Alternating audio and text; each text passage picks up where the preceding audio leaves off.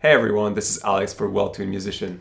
Today I want to tackle a subject that I believe is of high relevance for musicians. The question of tension in our bodies as we produce music. It has come to my attention over the years that a good portion of the music world has come to demonize the word tension. And I believe that such a thing can create a number of problems which I would like to discuss. So, if you've watched any number of short videos or even longer videos about music, pedagogy, and any instrument on YouTube, there is a chance that, like me, you found that the word tension has become systematically used in a pejorative sense. We say, for example, that the wrist should be placed in this or that way in order to avoid any tension, that the shoulder should be neutral and free of any tension. What we should really understand when we hear this is that the point is to avoid any excess or harmful tension. But at this point, these qualifiers have become implicit to the word itself. And this to me is a symptom of perhaps a wider problem. Compare this to the way we think about tension in the world of fitness and kinesiology, that is the science of movement, right? Not a single time have I heard a coach or fitness instructor use the word tension with such an implicit negative load. Maybe I've heard them say, this is too tense, but not, oh, make sure that your whole body is free of any tension as you go through this exercise, right? So why this strange divide between the music world and the world of training? So in training, tension in muscles is the mean by which movement is considered to occur. How is this any different for musicians? In those same disciplines, a base level of tension, something called muscle tone, is considered to be necessary in order for anything in the body to hold itself up in space. To illustrate this, consider this fact. Every time you see a physical model of a skeleton, know that the only way the model designer could make the skeleton look like it's holding itself on its own is through the use of artificial additions like screws, bolts, and glue. In the biological reality of a living body, no matter how well aligned the bones of a skeleton could be, they could never hold themselves together if it weren't for the work of muscles and fascia, which operate on the basis of, well, tension. Let me say it again. Muscle tone, which is a permanent base level of tension in our muscles, is an absolute necessity when it comes to maintaining any posture. Also consider the fact that the right amount of tension allows us to create stability for the hands and fingers. Without stability, there can be no precision for any action of our arms and hands. In kinesiology still, the expression time under tension, or TUT for short, designates a parameter that is still today very much studied by researchers to try to explain things like strength gains and or muscle hypertrophy. Here again, tension is neither considered a good or bad thing in itself, just a necessary neutral parameter to be studied in order to explain a wide range of phenomena. Let's look at another domain. In engineering, tension is by definition a neutral thing. Tension allows, for instance, the reinforcing of concrete to minimize deflection of a structure against the tensile forces caused by loads. You see, in this case, tension is again a parameter, a neutral thing, which is used in order to make certain calculations. Consider finally that medically speaking, there is such a thing as not enough tension.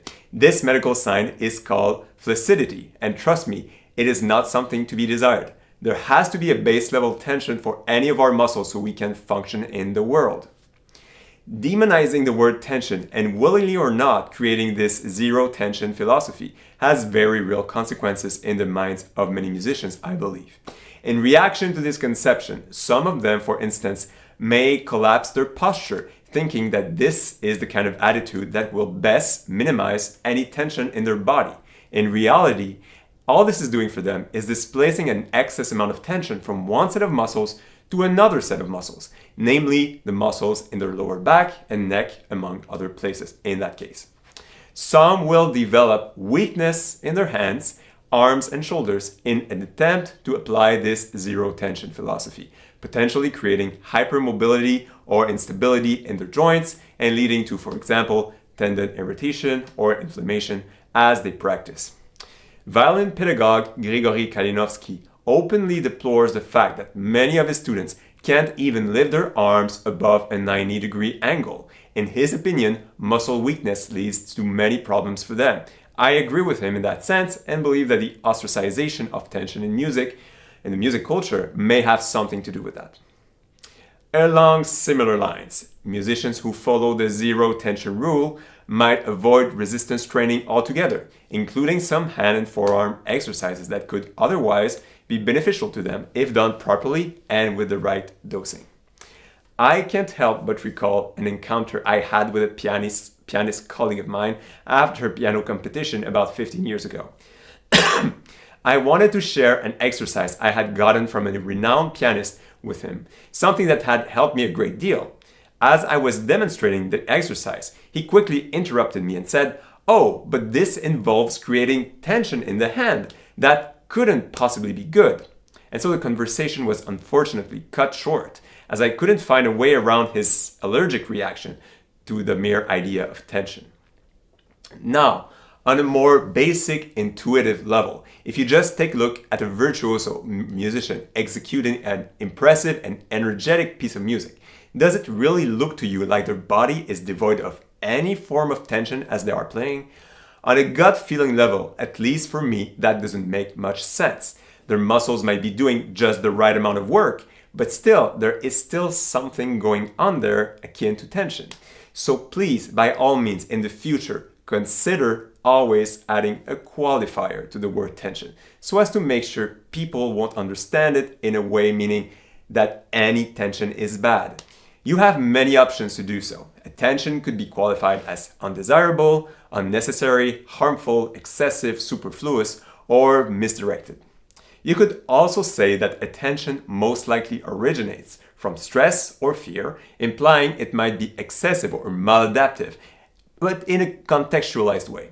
A more elaborate yet interesting way to talk about bad tension would be to say it is poorly distributed. I like this one. Finally, please do not be scared to talk about tension in a neutral way.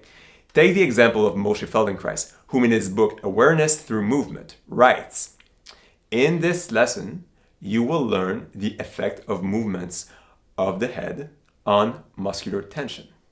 Here, Feldenkrais is not implying that muscular tension is implicitly good or bad, again, just that it should be noticed during the execution of an exercise so as to build body awareness. We should take a page from that. All right, I hope that if I haven't managed to convince you to use the word tension differently from now on, I've at least managed to offer you a different perspective on this idea. Please let me know in the comments what you think about this.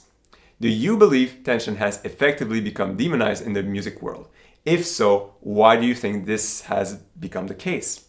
Do you believe there is such a thing as good tension for musicians? Or maybe should we just accept the jargon as it's evolved in our domain and circumvent the problem altogether by using other words instead, if we want to point to good tension, let's say. So as always, please like and subscribe to the channel and hit that bell if you just don't want to live without my delightful French-Canadian accent. All right, I'll see you guys next time.